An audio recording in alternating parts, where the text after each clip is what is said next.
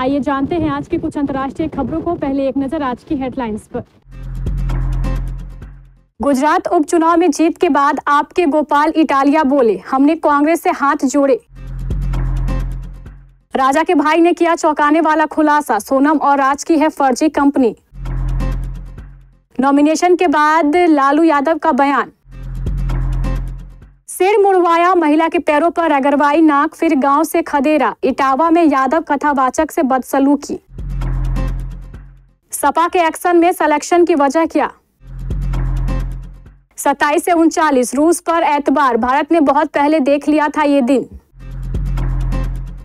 आपका बहुत धन्यवाद, डोनाल्ड ट्रंप ने उड़ाया अमेरिकी बेस पर ईरान के हमले का मजाक। राशन पर महासंग्राम, बिग बॉस में तांडव मचाने आ रहे ये सितारे।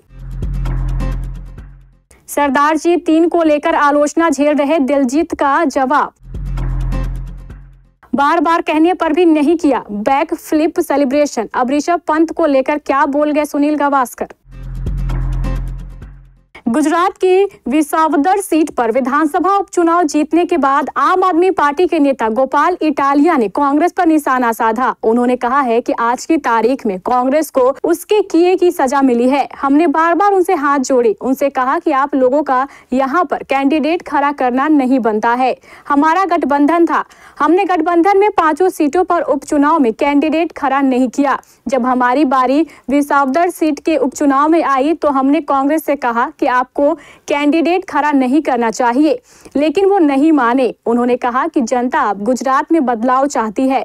गोपाल इटालिया ने न्यूज एजेंसी से बातचीत में कहा, कांग्रेस वाले अहंकार में थे, आज उनका अहंकार जनता ने तोड़ दिया है। हम पहले भी कह रहे थे, हमारे नेता अरविंद केजरीवाल और ईसुदान गढ़वी हमेशा से कहते हैं कि अहंकार नहीं करना चाहिए, हार मिले या जीत मिले हमें संयम से काम लेना चाहिए। जनता ने आज कांग्रेस को आईना दिखा दिया है, अब वो आईने में खुद को और अपनी पार्टी को देख लें। राजा रघुवंशी हत्याकांड में हर दिन नए नए खुलासे सामने आ रहे हैं। मृतक राजा के भाई विपिन रघुवंशी ने एक गंभीर आरोप लगाया है। उनका कहना है कि राजा की गर्लफ्रेंड सोनम और उसके प्रेमी राज ने मिलकर एक फर्जी कंपनी बनाई थी, जो कागजातों पर राज की मां चुन्नी देवी के नाम पर थी। इस कंपनी के बैंक खाते में हत्याकांड से कुछ दिन पहले 7 से 8 लाख रुपए की बड़ी रकम जमा की गई थी।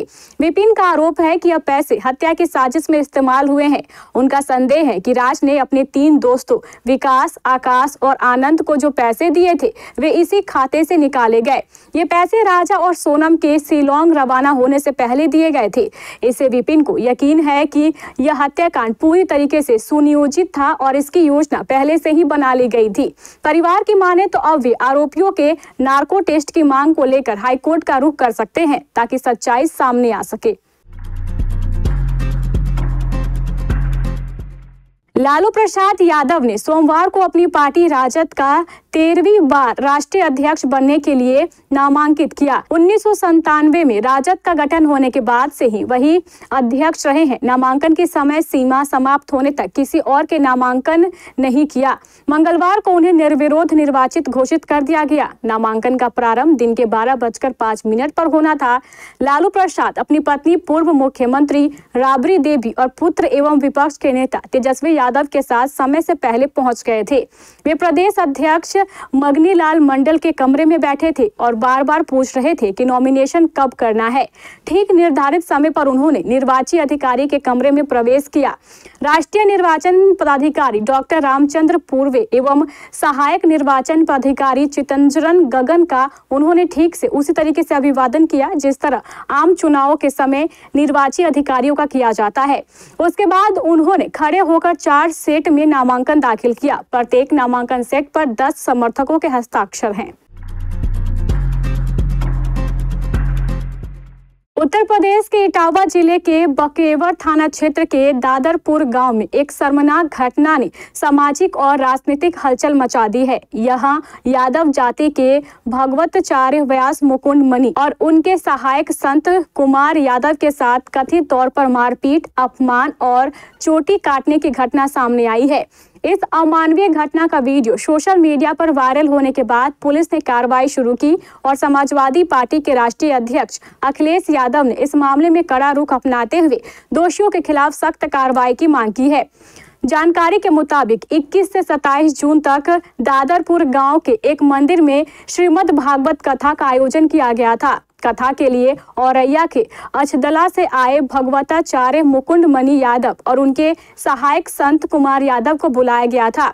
21 जून को कथा के पहले दिन कलश यात्रा निकली, लेकिन रविवार की शाम को कुछ ग्रामीणों ने कथावाचक पर जाति छिपाने का आरोप लगाया। बताया जा रहा है कि जब कथावाचक ने अपनी जाति यादव बताई तो कुछ लोगों ने इसे लेकर आपत्ति जताई और उनके साथ अभद्र व्यवहार शुरू कर दिया। उत्तर प्रदेश में साल 2024 की शुरुआत में कुछ राज्यसभा चुनावों में समाजवादी पार्टी मुखिया अखिलेश यादव ने जब पूर्व मुख्य सचिव आलोक रंजन को उम्मीदवार बनाया था तो असंतोष के सुर सहयोगियों से लेकर पार्टी के भीतर तक सुनाई दिए थे। बावजूद इसके आलोक रंजन चुनाव हार गए और वजह बना सपा के ही 7 विधायकों का पाला बदलना। जिस उम्मीदवारी के लिए अखिलेश अपनों के निशाने पर आए उसकी हार के गुनहगारों पर कार्रवाई में 15 महीने लग गए। एक्शन में भी नेतृत्व ने सिलेक्शन रखते हुए 4 को अभय दान दिया। पार्टी के रणनीतिकारों का कहना है कि चुनिंदा कार्रवाई पार्टी की पीडीए की रणनीति का ही व्यापक विस्तार है, जिसका फायदा आगे मिल सकता है। 2022 के विधानसभा चुनाव के पहले से ही सपा मुखिया ने रणनीतिक बदलाव करते हुए पार्टी के वोट बैंक को एमवाई से पीडीए की ओर विस्तार दिया। इसका फायदा सपा को विधानसभा चुनाव में भी मिला और 2024 के लोकसभा चुनाव में तो पार्टी ने इतिहास रच दिया। नतीजों से उत्साहित सपा की नजर अब 2027 के विधानसभा चुनाव पर है। ईरान की संसद ने अमेरिका की ओर से उसके परमाणु ठिकानों पर हमले के जवाब में होर्मुज़ जलडमरू मध्य को बंद करने के लिए वोट किया है। इस प्रतीकात्मक कदम से दुनिया भर में चिंता बढ़ गई है, लेकिन भारत ने इस पर सधी हुई प्रतिक्रिया दी है। सालों की रणनीतिक विविधता, दूरदर्शिता और आकस्मिक योजनाओं ने भारत के इस अस्थिर मार्ग पर निर्भरता को काफी कम कर दिया है। भारत अपनी जरूरत का लगभग 36% कच्चा तेल इसी रास्ते से आयात करता है। ईरान के इस कदम से तेल की कीमतों में बढ़ोतरी हो सकती है, लेकिन भारत ने पहले से ही कई कदम उठा रखे हैं जिससे उसे ज्यादा परेशानी नहीं होगी। भारत ने तेल के लिए दूसरे देशों पर निर्भरता कम की और घरेलू उत्पादन बढ़ाने पर भी ध्यान दे रहे हैं। भारत अपनी जरूरत का लगभग 20 लाख बैरल कच्चा तेल हर दिन होर्मुज़ से आयात करता है। यह भारत को इराक, सऊदी अरब, यूएई और कुवैत जैसे प्रमुख तेल निर्यातक देशों से जोड़ता है। यह जलडमरू मध्य दुनिया के लगभग 20% तेल शिपमेंट और वैश्विक लिक्विफाइड नेचुरल गैस व्यापार का बड़ा हिस्सा संभालता है, इसलिए यह भारत की ऊर्जा सुरक्षा के लिए जरूरी है। अमेरिका के रविवार को किए गए हवाई हमले का जवाब देते हुए ईरान ने सोमवार रात को कतर में अमेरिकी बेस पर हमला किया। ईरान ने अमेरिकी बेस पर मिसाइल दागने के बाद बदला पूरा हो जाने की बात कही। वहीं अमेरिका के प्रेसिडेंट डोनाल्ड ट्रंप ने ईरान के मिसाइल हमले को बहुत कमजोर बताते हुए मजाक उड़ाया। ट्रंप ने ईरान की ओर से पहले ही दे दी गई चेतावनी के लिए उन्होंने धन्यवाद देते हुए कहा कि तेहरान ने अपने परमाणु स्थलों पर अमेरिकी B-2 स्थिल्थ बॉम्बर हमले का जवाब देने का नाटक किया है। ईरान की ओर से कतर में अमेरिकी बेस पर कितनी मिसाइलें दागी गई हैं, यह स्पष्ट नहीं है। कतर ने शुरू में दावा किया है कि 12 मिसाइलें थी, लेकिन बाद में इस आंकड़े को संशोधित करते हुए 19 कर दिया। वहीं ट्रंप ने कहा है कि ईरान की ओर से 14 मिसाइलें दागी गई। ट्रंप ने सोशल मीडिया पर लिखा है कि 14 मिसाइलें दागी गई, इनमें से 13 को गिरा दिया गया और 1 को फ्री कर दिया गया क्योंकि यह खाली क्षेत्र में जा रही थी। रियलिटी शो बिग बॉस हमेशा से ही दर्शकों के पसंदीदा शो में से एक रहा है। कंट्रोवर्सी और सेलिब्रिटी की असली पर्सनालिटी देखने के लिए उनके चाहने वाले बेकरार रहते हैं। बिग बॉस के 18 टीवी और 3 OTT सीजन सक्सेसफुल होने के बाद अब चर्चा 19वें सीजन की है। जैसा कि आप जानते हैं कि टीवी शो बिग बॉस 18 खत्म होने के बाद से ही लोगों में बेताबी बिग बॉस OTT सीजन 4 की थी, लेकिन किसी कारण अब OTT का नया सीजन नहीं आएगा।